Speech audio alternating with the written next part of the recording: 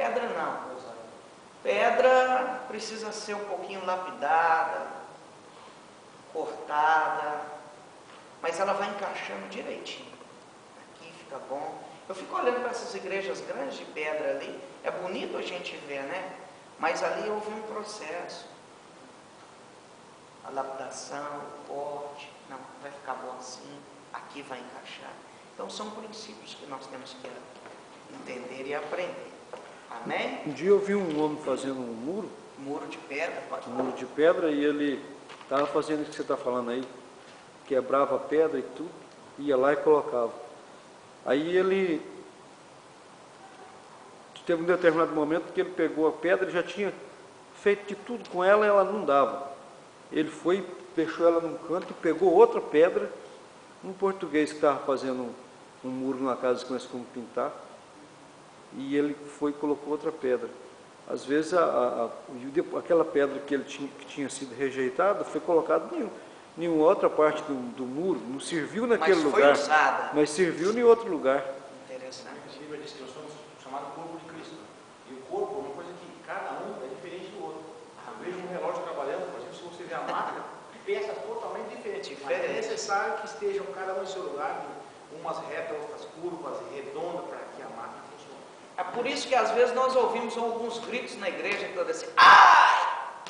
Mas é o construtor, ele está cortando um pouquinho na pedra, mas vai ficar tão linda a construção depois que ela estiver naquele lugarzinho, e as pessoas vão olhar e vão falar, que coisa linda. Nós temos que entender, irmãos, que a igreja ela é conduzida não por profissionais, mas por espirituais. E essas revelações são só para os espirituais. Os irmãos conseguem entender isso? Então, o povo que edificava a torre, eles pensavam que o intelecto, que a sabedoria natural iam fazer com que eles chegassem próximo de Deus. Nós entendemos diferente. É através da nossa vida espiritual com o Senhor que nós vamos nos aproximar. E cada vez mais nós vamos ficando mais parecidos com Ele. Amém? Os irmãos conseguem entender isso? Tópico de número 2, poderia ler, Marco? A unidade do corpo de Cristo. Irmãos, é muito gostoso esse tema. Eu só lamento que nós não temos tanto tempo, mas nós vamos correr um pouquinho, vamos conseguir aprender esse conceito. A unidade do corpo de Cristo. Eis um dos mais preciosos capítulos da doutrina da igreja, sua unidade. O apóstolo Paulo tinha uma perfeita compreensão desse ministério, Efésios 4, de 1 a 7. Somente pelo Espírito Santo podemos compreender a unidade de judeus, árabes, gregos e bárbaros, que, apesar de suas diferenças culturais e étnicas, não apenas sentem-se e agem como irmãos, mas acham-se espiritualmente vinculados num só corpo pela ação direta e distintiva do Espírito Santo. Cada membro neste corpo tem uma função específica, mas todos trabalham pelo bem comum, porque assim como o corpo é um e tem muitos membros, e todos os membros, sendo muitos, são um só corpo, assim é Cristo também. 1 Coríntios 12, 12. Quando um de seus membros sofre, todos sofrem com ele. Por isso, preocupamos-nos uns com os outros e mutuamente nos socorremos. Efésios 4, de 1 a 6. Você tem preservado a unidade do corpo de Cristo? Ou tem promovido divisões e dissensões entre os santos? Maravilha! Meu Deus! Que lindo isso, né, irmãos? Nós entendemos isso. Nós falamos de amor e falamos aqui da vida espiritual, que nós temos que ser espirituais e maduros. Existem dois tipos de... Só dando uma passada em espiritual aí, né, que falou que nós temos que ser espirituais. Existem dois tipos de espirituais na igreja. Existe o espiritual maduro, nós chamamos de filhos ruios. E existe o espiritual menino, tecnós.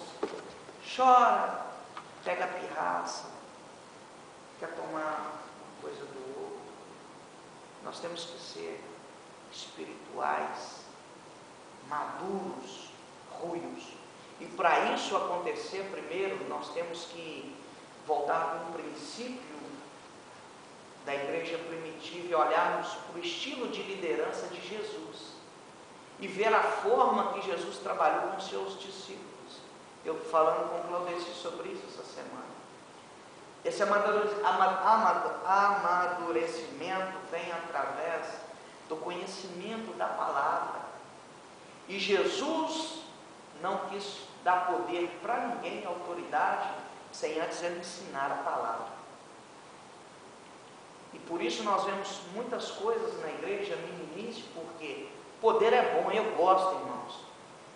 Eu gosto, acho maravilhoso, nós sentimos o poder, a graça, e sermos cheios mesmo.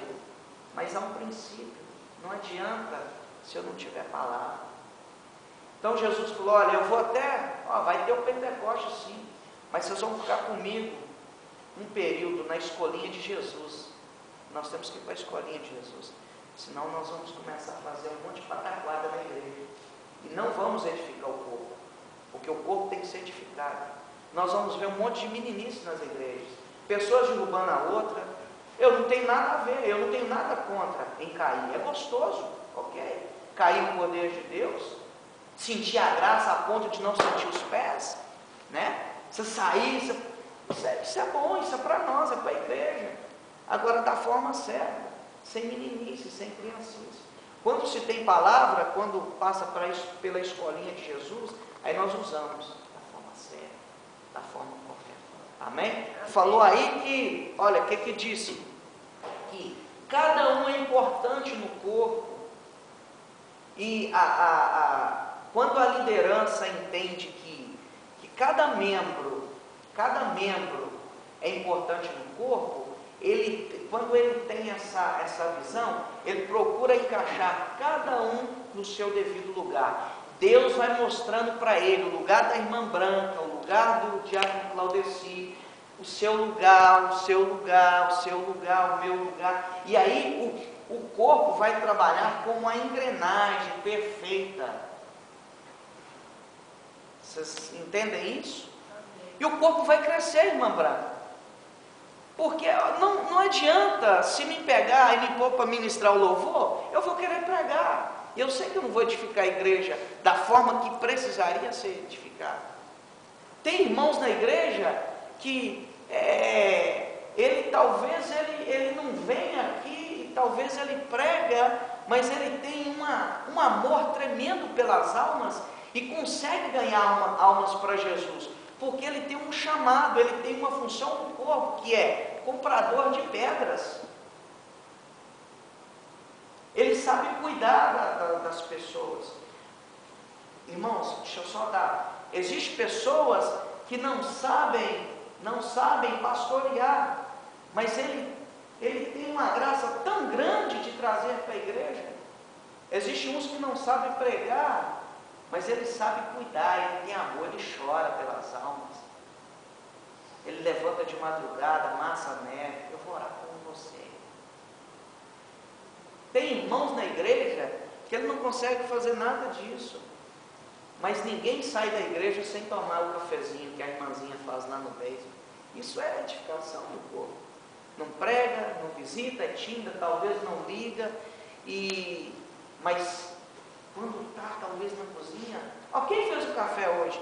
Foi a irmã Maria, por exemplo, foi a irmã, eu não vou embora sem tomar esse café.